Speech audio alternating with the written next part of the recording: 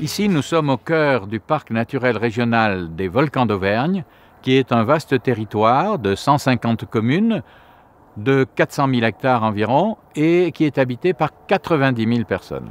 L'ensemble de ces 150 communes, les 2 départements, la région et l'État, se sont mis ensemble autour de la table pour créer un véritable projet de territoire.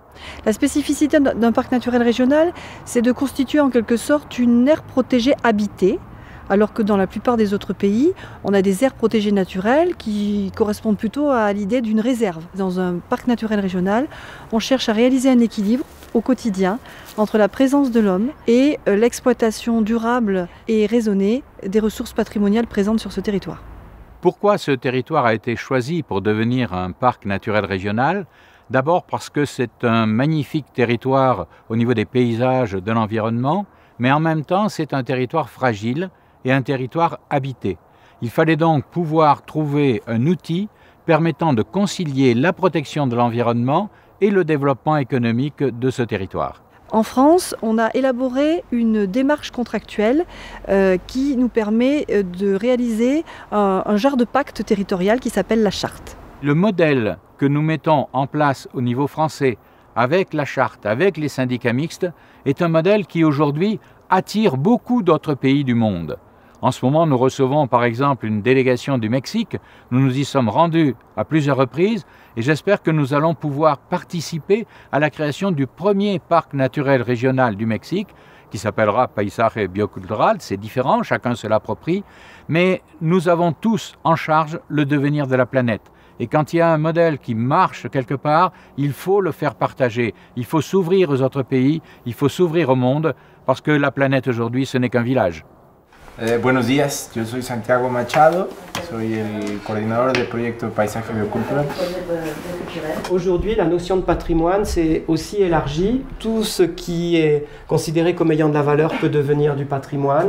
Tout le travail qu'on peut faire sur un territoire quand on veut attirer des visiteurs, c'est de donner aux visiteurs une autre façon de voir, c'est de prêter les yeux que l'on a à des gens pour que ça élargisse leur façon de voir et que ça les amène dans un monde auquel ils n'avaient pas du tout accès avant. La faille de Limagne, actuellement ici, que personne ne voyait, est en train de devenir un paysage à la fois naturel et un peu culturel.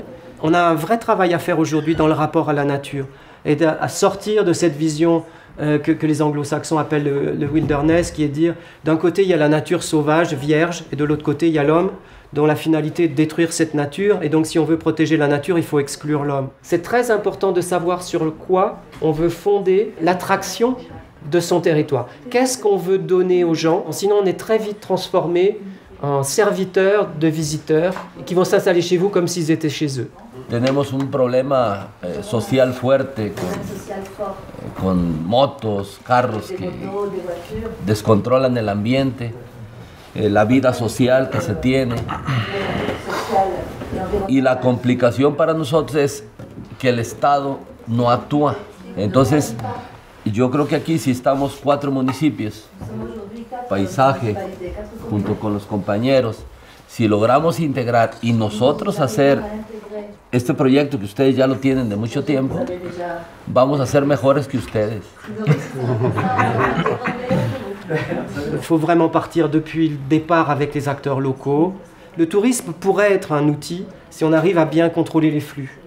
Et puis le processus est important parce qu'il peut être aussi un moyen de redonner confiance aux gens, de leur donner envie d'agir, de leur donner envie d'investir. Et ça peut être le moyen pour les communautés de prendre la main et d'être maître de son destin.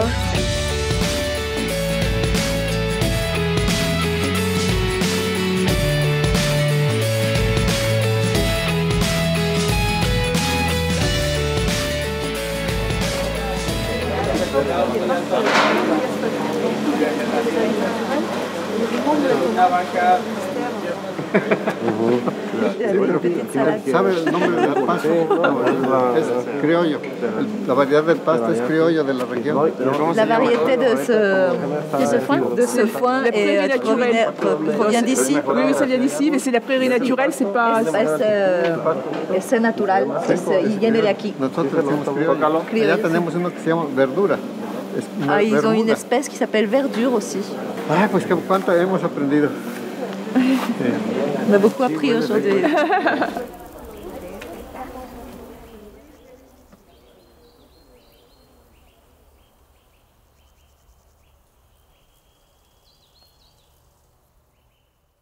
Un parc naturel régional se crée à l'initiative de la région.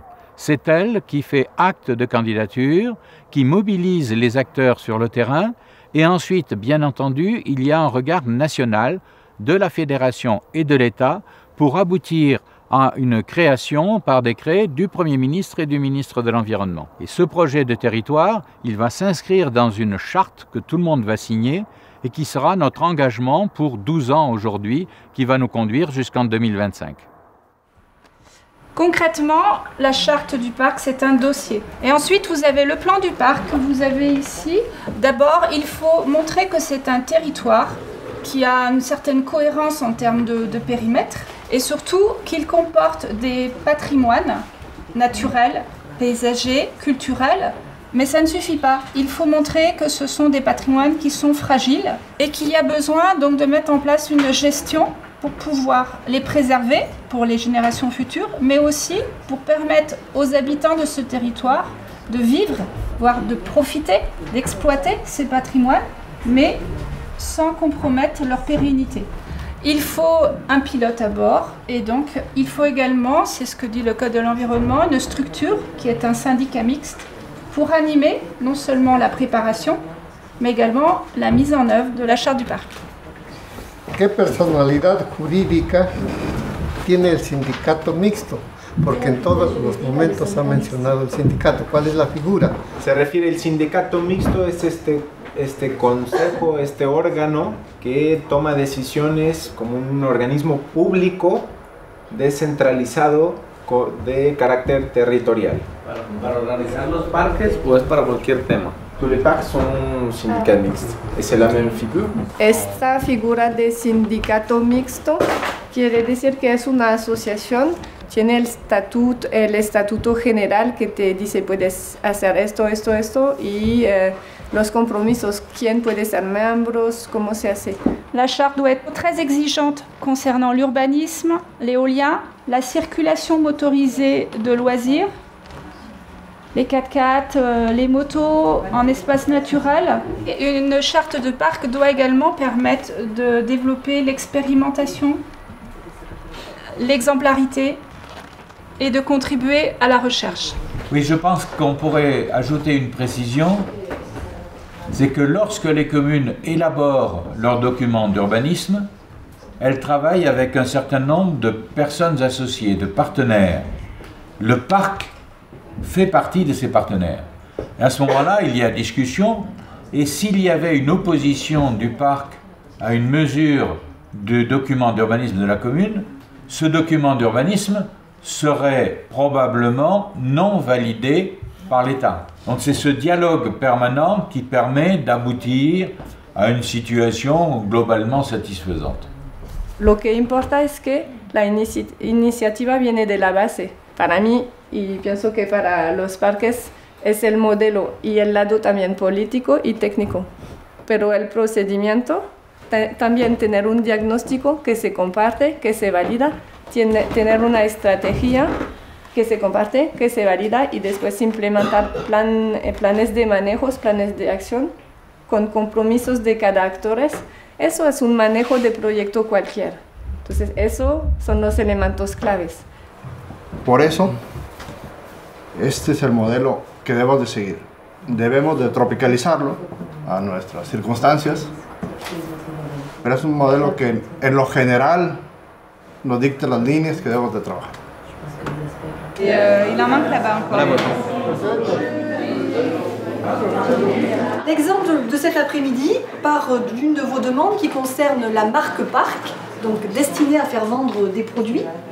Un des produits qui était marqué au sein du parc, c'est la gentiane. C'est une plante sauvage qui est emblématique et qui est exploitée traditionnellement sur le territoire. Et c'est un enjeu donc pour nous d'encourager, de valoriser cette ressource, mais aussi de la protéger. C'est une activité qui est quand même pas ancestrale, mais qui date quand même plus d'une centaine d'années. il y a des collecteurs, il y a des arracheurs, il y a des distributeurs, ceux qui transforment, les choristes. Voilà. On a essayé depuis 3 ans rassembler tous ces gens et voir par rapport à la pérennité. Et donc l'intérêt de travailler avec le parc, c'est aussi d'avoir une certaine protection, entre parenthèses, reconnaissance du travail, de ce qui est en train de se faire, et de respect aussi de l'environnement au sens global, quoi.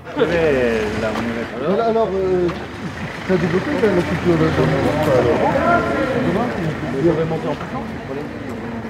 De acuerdo con los parques naturales regionales, el modelo nos parece interesante porque refleja 3 principios que nosotros podríamos utilizar en el modelo de paisaje biocultural en México. La concertación se basa en un proceso de concertación dentro del territorio. Hay una revalorización del patrimonio cultural natural y también una visión de gestión integral del territorio. Una de las cosas principales que debemos de ejecutar inmediatamente y muy emergentes es hacer la reunión con los diferentes actores productivos para que ellos mismos den sus ideas y nosotros darles la fortaleza para apoyarlos y poderlos hacer que tengan una economía, que tengan una estabilidad social y a la vez proteger los recursos naturales, ya que esta región es acorde a lo que nosotros tenemos. Tenemos agua, tenemos bosque, tenemos infraestructura y tenemos patrimonio.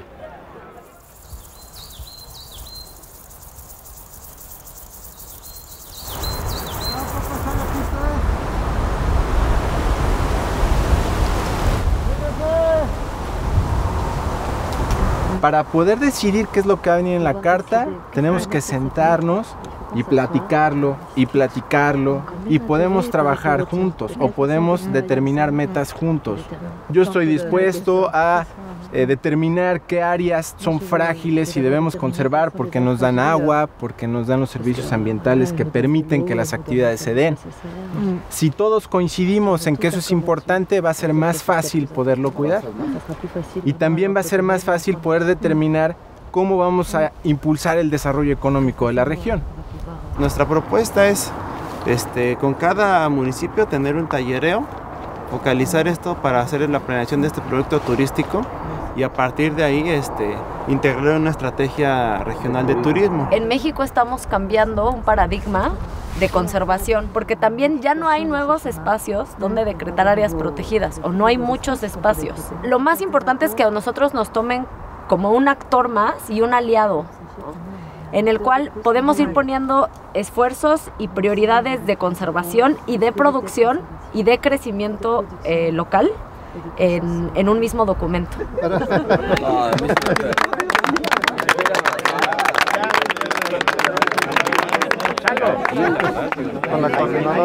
Y a mí me da mucha satisfacción pensar que tenemos esa oportunidad pues, de cambiar las cosas, ¿no? Es también una responsabilidad el saber que podemos hacerlo. El reto no es fácil, pero nos encanta. Tenemos una gran misión y traigo una gran visión para que nuestra región sea como ustedes, sea una región sustentable, sea una región de crecimiento y para ello vamos a trabajar. ¡Y ánimo! En este momento, pongan atención, ¡México! Ils sont en train de créer un parc naturel là-bas.